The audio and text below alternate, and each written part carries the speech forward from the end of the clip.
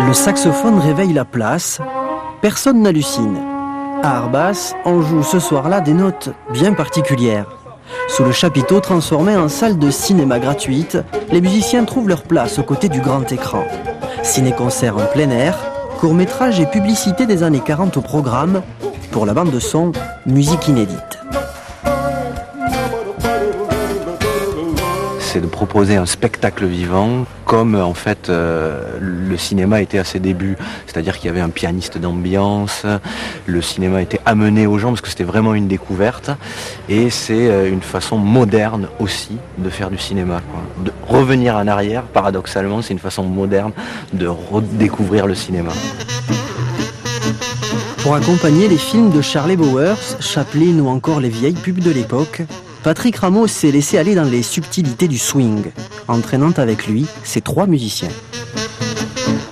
Moi, je regarde d'abord le film, et après ça, je laisse passer un peu de temps, et puis les idées musicales me viennent par rapport à ce que j'ai vu. Et ensuite, une fois que j'ai toutes mes idées musicales, je les recale sur le film.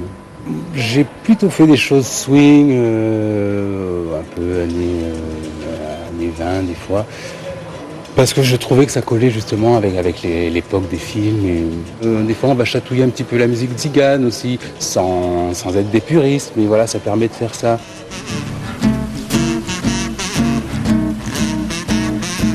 Et voici Monsieur Bricolo, magicien des arbres où pousse à peu près tout. Monsieur Bricolo, menteur professionnel dans ce court-métrage de Charlie Bowers. Non, tu exagères.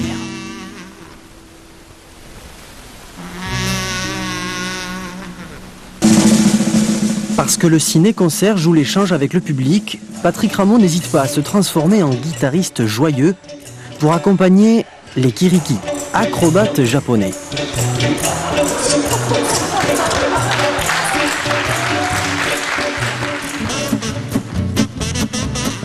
Et pour les connaisseurs du genre, impossible de terminer sans Buster Keaton avec les Indiens sur un swing endiablé.